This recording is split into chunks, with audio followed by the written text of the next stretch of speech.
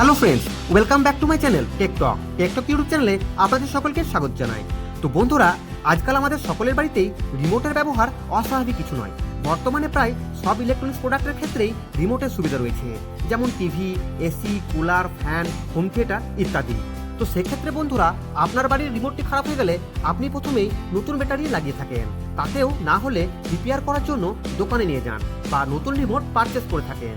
তো বন্ধুরা, এই ভিডিওটিতে আমি আপনাদেরকে জানাবো আপনার বাড়ির রিমোটটি খারাপ হয়েছে কিনা তা আপনি বাড়িতে বসেই কিভাবে চেক করবেন, আর যদি সেটি খারাপ হয়ে থাকে তাহলে সেটিকে বাড়িতে বসেই কিভাবে ফিক্স করবেন।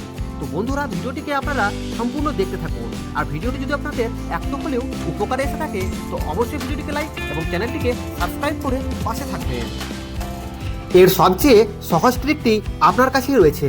আপনি আপনার স্মার্টফোনের ক্যামেরাটিকে অন করে রিমোটের সামনে যে সেন্সর লাইটটিরা থাকে সেটিকে ক্যামেরার সামনে এনে লক্ষ্য করুন। এক্ষেত্রে রিমোটের সুইচ প্রেস করার সঙ্গে সঙ্গে যদি ওই সেন্সর লাইটটি ব্লিঙ্ক করে তাহলে মনে করবেন আপনার রিমোটটি ঠিক আছে, আর যদি না করে তাহলে মনে করবেন আপনার রিমোটে সমস্যা আছে। এক্ষেত্রে রিমোট চেক করার সময় যদি দেখেন রিমোটের সেন্সর লাইটটি ব্লিঙ্ক করছে না, তখন আপনি নতুন ব্যাটারি লাগিয়ে পুনরায় চেক করবেন। সেক্ষেত্রেও যদি রিমোট ব্লিঙ্ক না করে থাকে তাহলে আপনি ওই রিমোটটির সব বাটনগুলিকে একটা একটা করে হাতের আঙ্গুল দিয়ে উপরের দিকে উঠাবেন, যেমনটা আপনারা ভিডিওটিতে দেখতে পাচ্ছেন।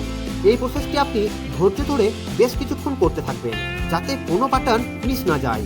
এক্ষেত্রে হয় কি, দীর্ঘদিন ধরে রিমোটের বাটনগুলি প্রেস করার ফলে এগুলি বসে যাওয়ার সম্ভাবনা দেখা যায়। ফলে রিমোটের বাটনগুলির মধ্যে কোনো একটা বাটনও যদি বসে যায় তবে সেটি রিমোটটিকে কাজ করতে দেয় না। কারণ যদি কোনো বাটন প্রেস হয়ে থেকে যায় তবে ওই সেন্সর লাইটটি অনবরত ব্লিঙ্ক করতে থাকে, ফলে ওই অবস্থায় অন্য কোনো বাটন প্রেস করলে তা রেসপন্স করে না, যেহেতু মাল্টিপল বাটন একসঙ্গে প্রেস করলে রিমোট কাজ করে না।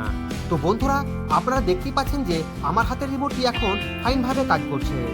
তো বন্ধুরা, আপনারা আপনার বাড়ির ব্যবহৃত রিমোট খারাপ হয়ে গেলে তা ফেলে না দিয়ে অবশ্যই একবার এই ট্রিকটিকে ফলো করুন। দেখা গেছে বেশিরভাগ রিমোটই এই কারণেই অকেজো হয়ে যায়। তো বন্ধুরা, ভিডিওটি যদি আপনাদের ভালো লেগে থাকে তো অবশ্যই ভিডিওটিকে লাইক এবং চ্যানেলটিকে সাবস্ক্রাইব করে পাশে থাকবেন। ধন্যবাদ।